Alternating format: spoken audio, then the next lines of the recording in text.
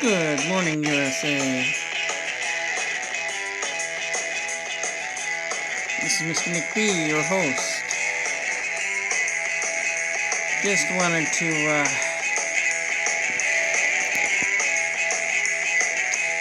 give you this here.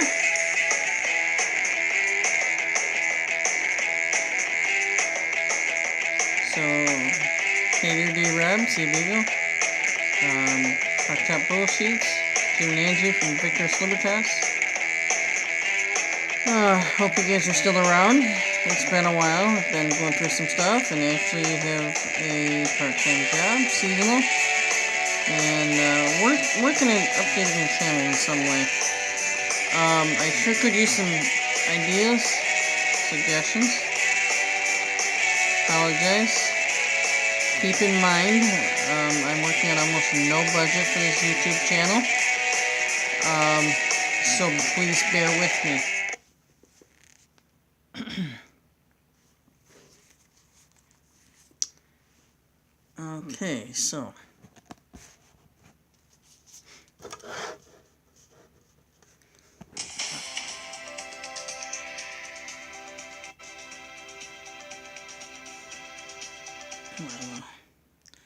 Okay, so here we go. Here's an article for you from the Conservative Tribune. It is by V16 of December 6, 2017 at 3:31 p.m. And again, my friends, I'm really sorry that it has been a while. I do have a seasonal job working for a local toy store. It's not hard, but it's, well, kind of being unemployed for over a month and a half. It's got my body resting overtime.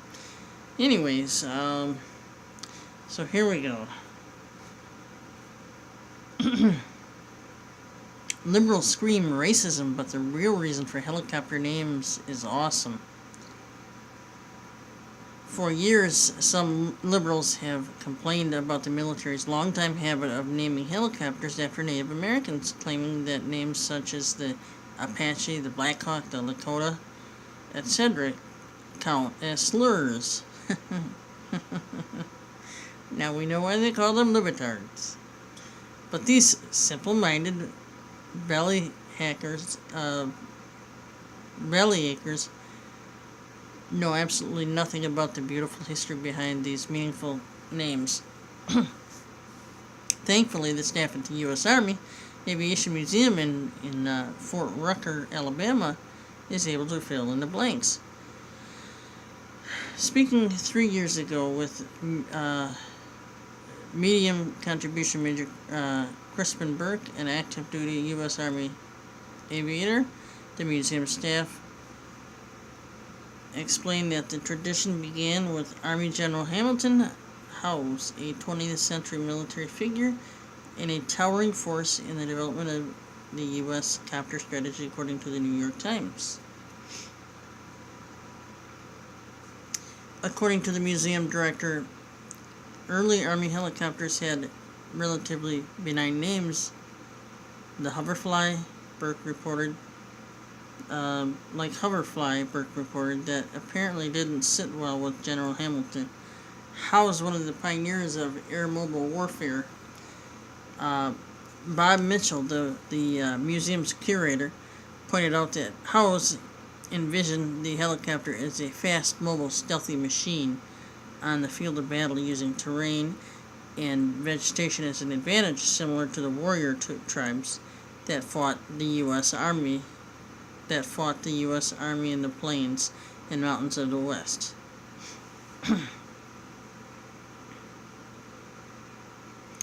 Trending: Trump begins demolition of Michelle's proudest achievement. Okay, so we're going to get back with the article here. Because of Howze's influence, the Army commissioned a copter in 1947 that wound up being called the H-13 Sioux, or Sioux. The rest is history, Mitchell said. Not quite. Piston piston-powered whirlybirds like the Shawnee, Choctaw, and Chickasaw soon followed.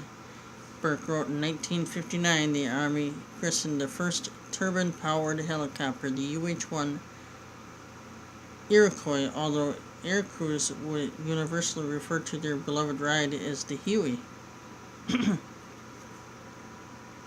However, in the 1960s, the military broke with the newfound tradition and introduced a new helicopter, the Huey Cobra, that it named after a snake. Here's the kicker, Burke wrote. Nevertheless, some Native American leaders were actually taken about that the new aircraft wasn't named for a Native American tribe. Indeed, though Army officials broke with tradition in an effort to though Army officials broke with tradition in an effort to not offend Native American tribes, the gesture actually backfired. Because of the backlash, the military wound up returning to the tradition of naming helicopters after Native Americans, much to the tribe's approval. Since then, the military has continued to name new helicopters after tribes that historians have noted for their martial prowess. Martial prowess, Burke wrote. That's right, despite claims by leftist lunatics like Simon Waxman. What a name, Waxman? Really? Okay, anyway, who wrote one of the dumbest, I guess he got waxed. One of the dumbest pieces of human history for the Washington Post 3 years ago. Naming helicopters after Native Americans has nothing to do with slurring them and everything to do with honoring them for their performance in battle. Of course, Waxman, who apparently considers himself some sort of anti-racist, doesn't buy the myth of the worthy Native adversary.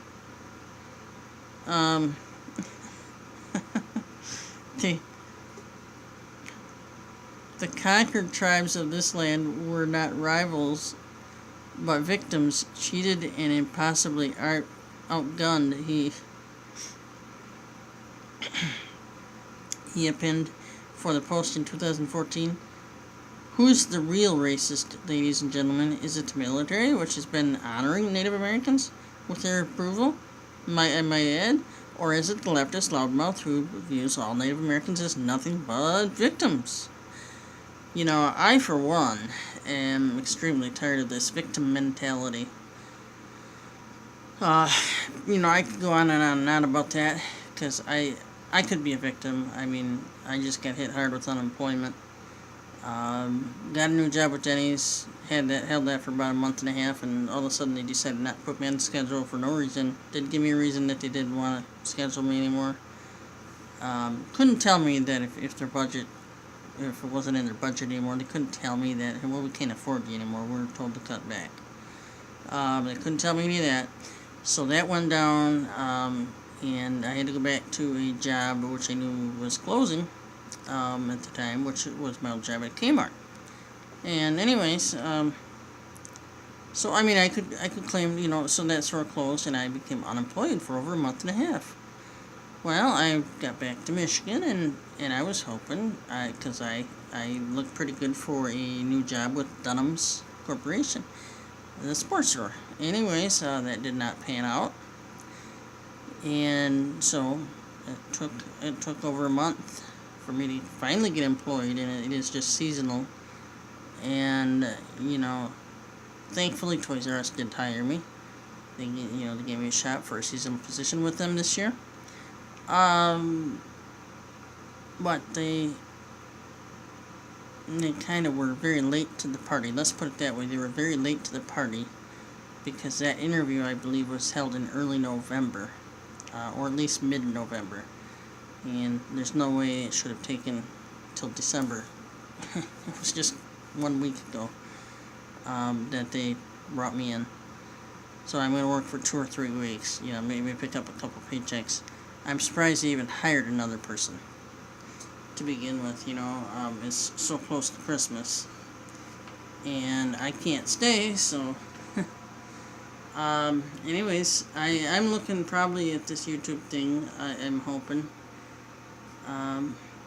to get more involved in it, and I'm hoping I will get more subscribers. I'm hoping my subscribers will pass these, share these videos with their friends and family. Guys, I love doing this, and I would like to do more, but I won't be able to continue without some kind of funding.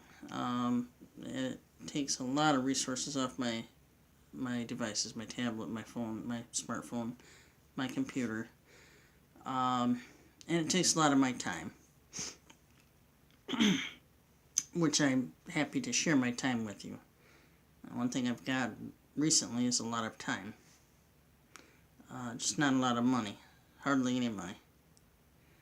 So, back to this thing here, and who is the real racist leftist, ladies and gentlemen? Is it the military which has been honoring Native Americans with their approval, I might add? Or is it the leftist loudmouth who views all Native Americans as nothing but victims? You tell me. Please share the story on Facebook and Twitter, and let us know what you think about the fascinating history behind military helicopter names. What do you think of the liberals who cry racism over the military naming helicopters after Indian tribes? Scroll down to comment below. And that is from the Conservative Tribune and V6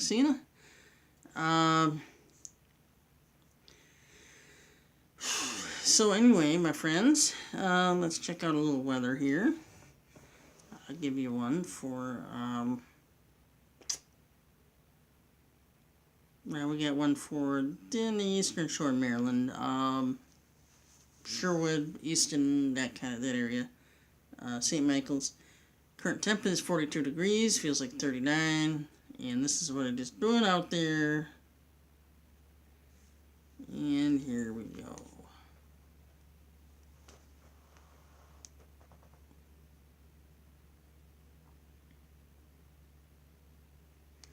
And that is the radar for the Sherwood, Maryland area.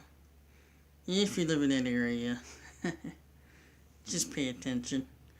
I don't think there's any real cause for concern. I think it's just a little light rain. Okay, so for Naples, Florida, we have 70 degrees. Feels like 78, low 67. Closest lightning strike is 680 miles away. And currently the radar says it's doing nothing. Claxton, Georgia. It's kind of cold tonight. It's 48 degrees in Claxton, Georgia, low of 47. And on the radar, you've got lightning over 1,000 miles away, but we have, oh, look at this. Ugh. Look at all that rain out there, guys. Look at that. Oh. And this weather and radar services are coming from my WeatherBug app, courtesy of WeatherBug out of Germantown, Maryland. At least courtesy of their app. And I've enjoyed using the WeatherBug services and their app. It is just so, they have like live lightning detectors, and they have what they call spark lightning detection right on your smartphone. So you can do it that way too. So for Big Rapids, Michigan, here we have a current temp of 23, feels like 12. Brrr. Get your igloo and get some hot cocoa or coffee. Low of 23, it is already the low. And it's probably doing much of what it's doing here near my studio. I'm in the northwest, somewhere in northwest lower Michigan. But, so Big Rapids is probably got some snow like we got. It got very cold, obviously, because Traverse City, Michigan is at 23 degrees and it feels like 14. In probably most of northern Michigan, if any of my viewers, subscribers live in northern Michigan, you probably are in that winter weather advisory thing. And I'm completely surprised that what I just mentioned is still there. It really puzzles me.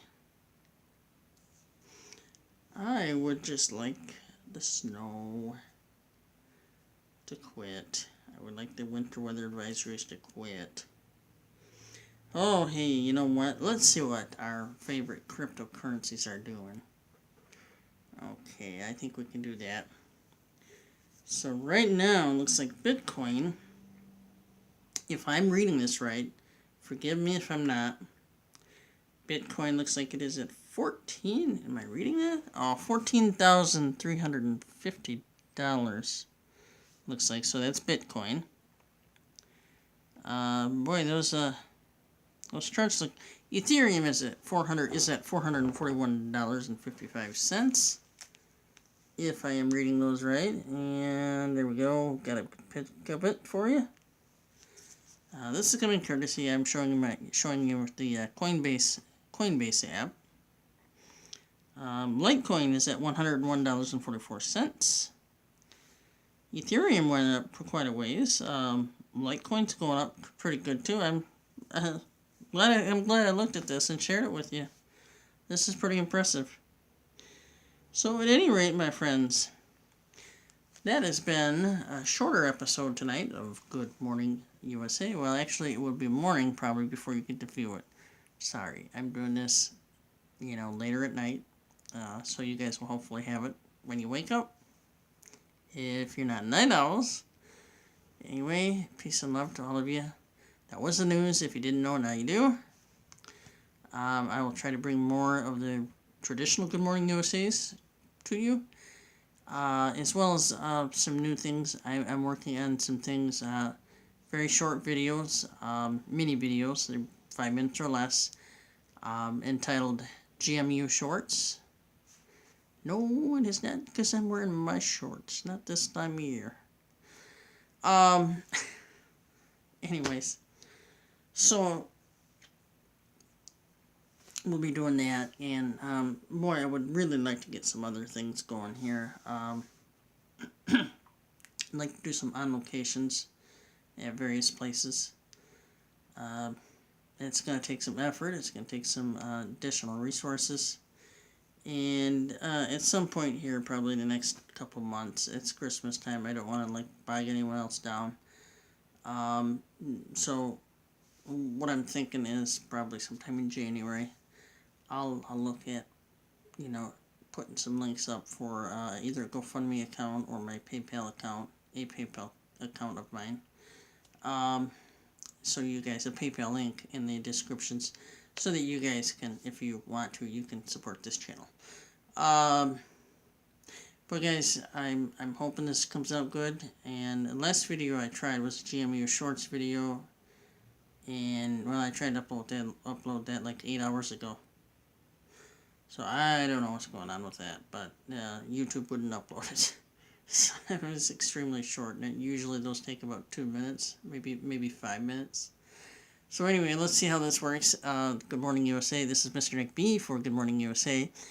D. Rob, C. Beagle, Care Love, Edward Black, Packed Up Bullsheets, Jim and Angie over Victor's Libertas. Anybody else, any other viewers that are watching, if you're not subscribed, please hit that subscribe button, hit the like button if you like this video, and share across your social networks. Alright guys, peace and love. God bless each and every one of you. Have a great night. Love one another, please. Peace. Oh, that's funny, isn't it? Peace, guys.